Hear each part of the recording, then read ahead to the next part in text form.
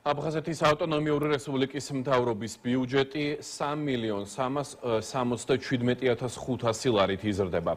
ბიუჯეტის პროექტში ცვლილება ცოტა ხნის წინ აფხაზეთის ავტონომიური რესპუბლიკის უმაღლესი საბჭოს პლენარულ სხდომაზე დამტკიცდა.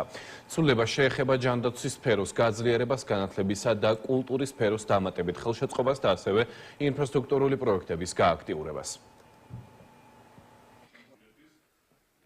ძალიან სოლიდური მატება აქვს ჩვენს ბიუჯეტს, მთელი რიგი დისკუსიები გაიმართა და აი ამ დისკუსიების შედეგად საბოლოო ჯამში შევჯერდით, რომ ეს ცვლილება არის მისაღები. მთავრობის თავმჯდომარის მითითებისამებრ დაახლოებით 1,5 მილიონი ლარი მიემართება მდევნულთა საყოფაცხოვრებო პირობების გაუმჯობესებას კომპაქტურ ჩასახლებებში. ასევე მნიშვნელოვანია ჯანდაცვის პროგრამების მიმართულებით გაზრდილი მოთხოვნის გათვალისწინებით დამატებით დაფინანსების გამოყოფა, მათ შორის ამბულატორიული კლინიკების, პოლიკლინიკების აღჭურვა, მოდერნიზება, რეაბილიტაცია.